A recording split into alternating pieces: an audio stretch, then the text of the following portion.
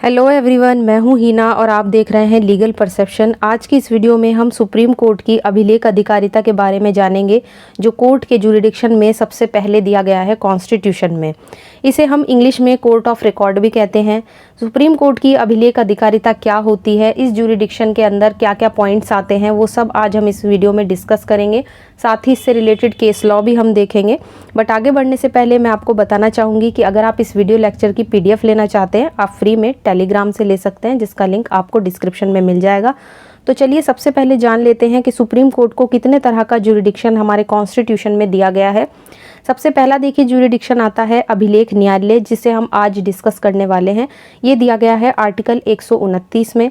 दूसरा आता है प्रारंभिक अधिकारिता यानी ओरिजिनल जुरिडिक्शन, जो दिया गया है आर्टिकल 131 में। तीसरे आती है अपीलेट जुरिडिक्शन, यानी जिस मामलों में सुप्रीम कोर्ट को अपील सुनने का अधिकार है, अपील सुनने की अधिकारिता है। ये दिया गया है 132 से लेके 136 तक। और इसमें देखिए 4 तरह की अपीलें, 4 तरह के मामलों में सुनने का जो जुरिडिक्शन है वो सुप्रीम कोर्ट को दिया गया है। इसमें 132, 133, 134 और 136, ये 4 आर्टिकल हमें इनके बारे में बताते हैं। और सबसे लास्ट में आती है परामर्श की अधिकारिता, और जिसमें सुप्रीम कोर्ट को एडवाइस देने की जुरिडिक्शन दी गई है, और ये है आर्टिकल 143 में। इन पर हम क्या करेंगे कि अलग अलग एक एक वीडियो में इन सबको डिस्कस करेंगे, लेकिन आज सिर्फ जो हमारा टॉपिक है वो है अभिलेख अधिकारिता यानी कोर्ट ऑफ रिकॉर्ड। आज हम सिर्फ आर्टिकल 129 पर चर्चा करेंगे। तो चलिए सबसे पहले जान लेते हैं कि आर्टिकल 129 क्या कहता है। तो देखिए ये अभिलेख न्यायालय के बारे में बताता है। सुप्रीम कोर्ट एक अभिलेख न्यायालय है, उसे अपनी अवमानना के लिए दंड देने की शक्ति है। और अभिलेख न्यायालय का मतलब क्या होता है वो जान लेते हैं। तो ऐसे न्यायालय के जितने भी जजमेंट्स होते हैं या जो भी कार्यवाहियाँ प्रोसीडिंग्स होती हैं, वो सब रिटिन में होती हैं। ये हमें पता होना चाहिए कि जब एक कोर्ट अभिलेख न्यायालय है तो उसके जजमेंट, उसकी कार्यवाही सब लिखित में होंगी।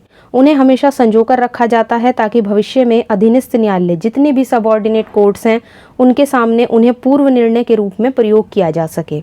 इसके अलावा जो दूसरी चीज़ है अभिलेख न्यायालय में, और सबसे इम्पॉर्टेंट है, वो है कि न्यायालय को अपनी अवमानना के लिए दंड देने की शक्ति है ना। अगर कोई व्यक्ति कोर्ट की अवमानना करता है, जिसे हम कंटेम्प्ट ऑफ कोर्ट कहते हैं, जो 2 तरह की होती है, एक होती है सिविल और एक होती है आपकी क्रिमिनल। तो 2 तरह की जो है वो अवमानना होती है कोर्ट की।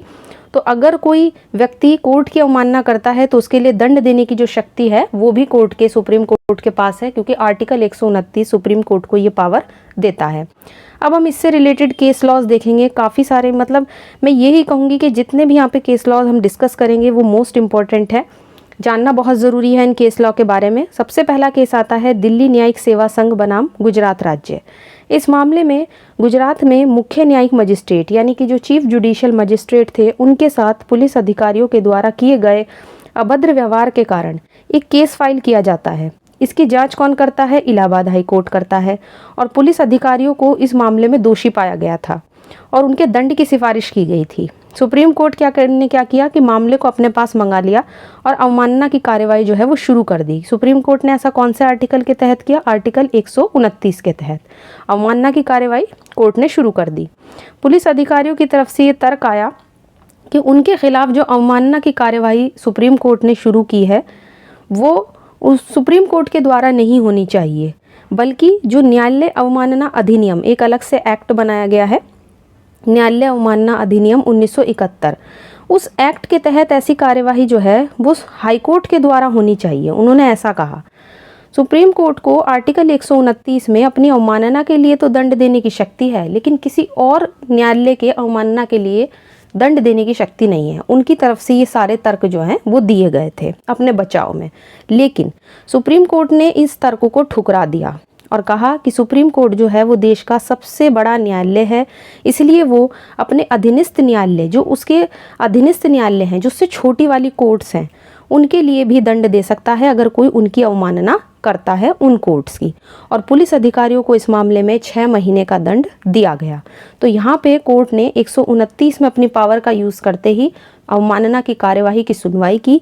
और पुलिस अधिकारी जिन्होंने चीफ जुडिशियल मजिस्ट्रेट यानी कि CJM सीजीएम के साथ जो अभद्र व्यवहार किया था उसके लिए उन्हें पुलिस अधिकारियों को 6 महीने का दंड यहाँ पे दिया गया, क्योंकि कोर्ट का कहना था कि सुप्रीम कोर्ट देश का सबसे बड़ा न्यायालय है और वो केवल अपनी अवमानना के लिए ही नहीं बल्कि जो उसके अधीनस्थ न्यायालय होते हैं उनकी अवमानना के लिए भी वो दंड दे सकता है।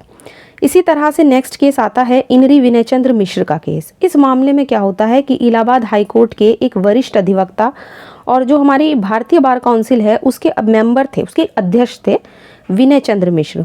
उन्होंने क्या किया कि इलाहाबाद हाई कोर्ट के ही एक न्यायमूर्ति के साथ अभद्र व्यवहार किया और इस कारण 3 जजेस की बेंच ने अवमानना का उन्हें दोषी ठहराया और उन्हें 6 हफ्ते के लिए साधारण कारावास और 3 साल के लिए उनका जो लॉ का प्रैक्टिस का जो लाइसेंस होता है उसको निलंबित कर दिया कि अब वो 3 साल के लिए प्रैक्टिस नहीं कर सकते और 6 हफ्ते के लिए उन्हें साधारण कारावास जो था वो सिंपल इम्प्रिजनमेंट जो था उनको दे दिया गया था।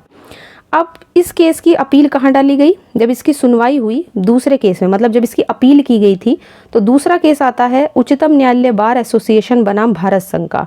इस मामले में 5 जजेस की बेंच ने 3 सदस्यों वाली पीठ, जो हमने अभी ऊपर केस देखा है उसमें 3 जजेस की बेंच थी, उस बेंच के द्वारा दिए गए इनरी विनयचंद्र मिश्र के मामले में जो जजमेंट दिया गया था उसको उलट दिया और कोर्ट ने कहा कि विधि व्यवसाय को न्यायालय नहीं रोक सकता है।